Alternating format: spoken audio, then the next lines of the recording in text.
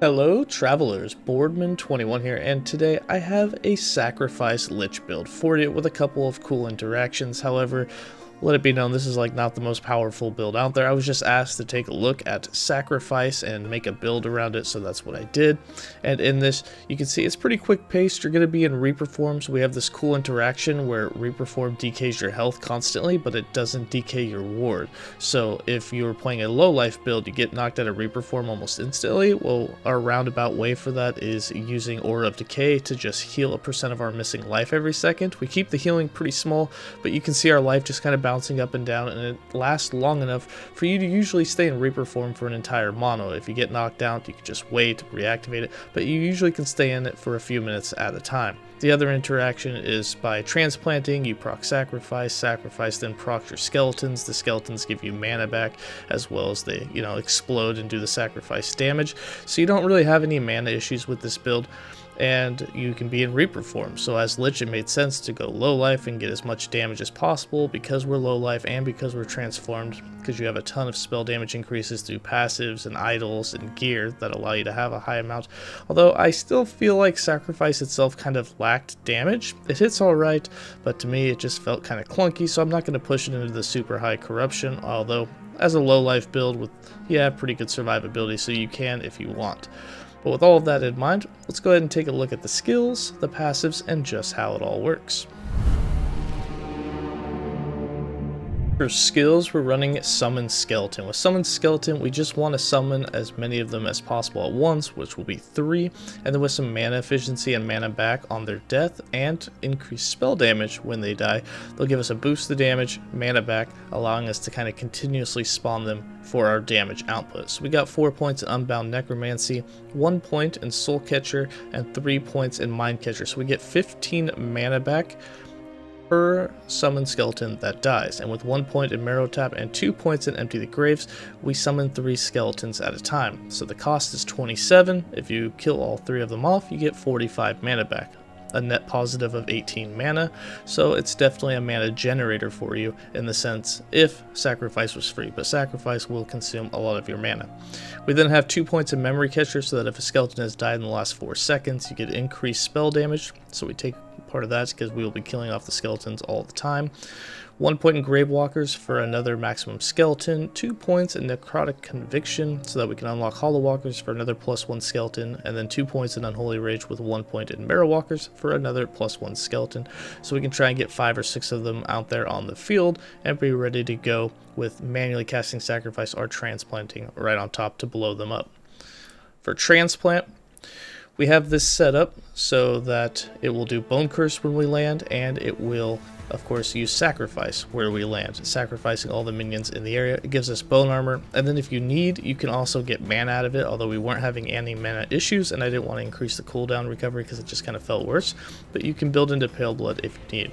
But our points are 3 points in Acolyte's Fervor, 1 point in Rain of Blood, 1 point in Doombringer so that you do Bone Curse at the arrival point, 2 points in Azure Vein, so we get 2 mana for every enemy that we hit with Transplant, 3 points in Fleeting Form, 1 point in Marrow Blades, 1 point in Simulacrum for a bone minion to be summoned where we transplant, 1 point in Transfusion so that we transplant 2 minions and we sacrifice the minion, and this makes sacrifice do 15% more damage, so it'll actually do more damage this way than manually casting sacrifice.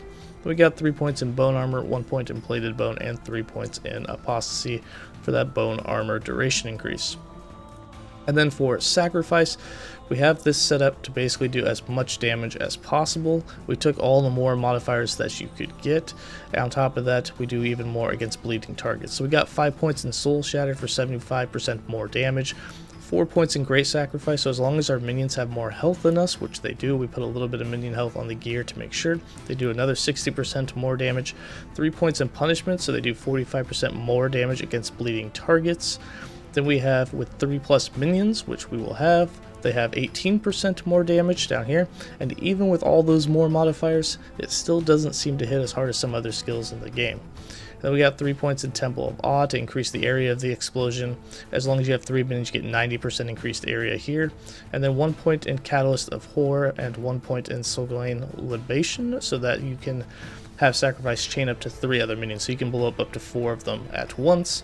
You can definitely spec more into here if you want to take out the area or the damage, or if you have on the chest plus levels, I definitely recommend blowing up more. You can get like 5 or 6 of them and do a little bit more AoE with it.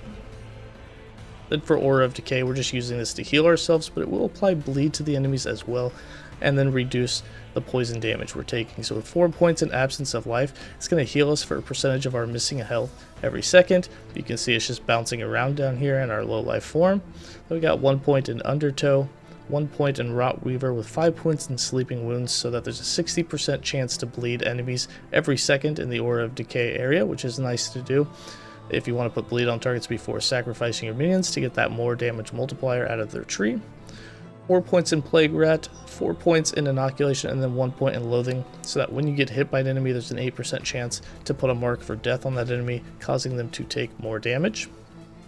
And then for Reaper form, since we can have it, we're using it for armor, for resistance, and then for, of course, increased damage. So we got 2 points in Mistress of Decay, 3 points in Soul Shroud, and since we're stacking a lot of int, I think we have about 100 points on this. This will give us 300 flat armor. With 1 point in Vile Shroud, that 100 points is going to give us 100% necrotic and poison resistance, so that's covered. 3 points in Harbinger of Blood, and then 2 points in Reaper's Ascendant, so we get increased spell damage. 4 points in Soul for a Soul for 80% increased damage, and then 4 points in Reaper's Curse for another 100% increased damage, as well as 100% increased crit, and then the last point in Death's Door, and since we are low life, we get 25% increased damage, so a lot of damage increase inside this tree, which is why it makes sense to be in it when we're running this build. And then for passives, we got 20 points in the Acolyte base tree with 5 in Blood Aura, 5 in Blood Pact, 7 in Stolen Vitality, and 3 in Forbidden Knowledge. Then we got 10 in the Necromancer tree, that's to unlock Sacrifice, with 5 of them in Elixir of Hunger for that health, and 5 in Reclamation of Souls for that ward retention, as well as ward granted when we kill our skeletons, which is really nice. And we have 81 points in the Mastered Lich, with 10 points in Apocrypha, 8 points in Survival of the Cruel, 8 points in Dance with Death. We also have 1 point in Hollow Lich because we don't want to leech life. We are a low life build, so all of our leech becomes increased damage, which gives us a lot. We have 8 points in Crippling Insight, 8 points in Unclosing Wounds, 8 points in 3 Plagues for that physical penetration, 4 points in Deathbringer for that attack speed, cast speed, and the critical strike chance. The cast speed and critical strike is really nice. 1 point in Dark Round for some more critical strike chance, as well as we get ward on critical strike hits. 5 points in Clairvoyant Insight for that multiplier. And then 5 points in Ageless Ascetic for more move speed, more leech, 5 points in Soul Maul for more leech, and the 10 points in Mind Over Body for all of that int, which gives us the ward retention as well as increased damage, which is really nice. And then for the character sheet, you can see here that our resistances are a little lacking. However, when we're in Reaper form, they're covered a lot more. Our necrotic and poison are covered. We're just a little low on elemental. We could change our idols around, but we were doing just fine. Like I said, I ain't going to push it too far in the end game, so I think we're fine for now. Our damages, you can see we have 1000% spell damage and physical damage, and that huge amount is mostly because of damages that you get increased while you're at low life and while transformed. So you don't even have to get that much on gear. You get it mostly just through being in Reaper and low life through passives, which is huge. And then for defense, endurance does not matter, don't stack it. You do want to get 100% critical strike avoidance. I haven't farmed the blessing yet to cap that out. And then you have a decent amount of armor as well, just from having all that int while you're in Reaper form. And then for gear, basically you want a staff that has as much flat spell damage as possible, and then just get as much critical strike chance as possible. You can get spell critical strike chance and regular critical strike chance. Stack them on everything that you can to try and get as close as possible to 100% crit. If you want, you can run a one-hander and a catalyst, and the catalyst can give you up to 6% base crit. You'll hit for a little less damage because you have less spell damage, but you can get 100% crit really easily that way. The Last Steps of the Living and 𝐁𝐮𝐲 are really powerful for low life. I don't have the Exalted gloves or the exiled gloves that give you the missing health gained as ward. If you threw that on here, you'd have even more survivability, but I just had a nice pair of health gloves with critical strike chance, so I threw those on. And then for the idols, again, you get spell damage while at low life. You can get spell damage while at low life and damage while transformed. Great hybrids. If you just want more survivability, just throw on a bunch of hybrid health idols. But that's going to be it for that. And then for how to play the build, you just have Aura of Decay active, put yourself in Reaper form. You can see we've been sitting here for a couple of minutes in it or so. If you want to have even longer in it, you can move your passives around to reduce that health leech or health decay inside Reaper, or you can do a little bit more healing effectiveness. Just remember that if you're healing too much, you're not going to get as much ward. But once you're in Reaper form, you just have Reaper form active. That's going to give you a ton of damages. Aura of Decay will always be active. And then you just summon your skeletons, transplant to them, and they explode. It's really that simple.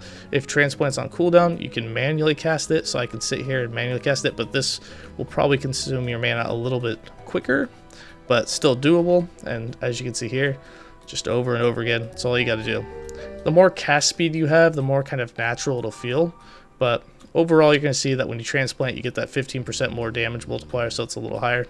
Like I said, damage is alright. I didn't mind it too much, but it's just not my build. But it's fun if you like exploding your minions, and since it was asked for, I thought I'd put one out there and show off a couple of the interactions. But that's going to be it for me. I'm going to leave you guys with some gameplay. Let me know in the comments below if you enjoyed, if you're going to give it a try. If not, I'll see you guys next time.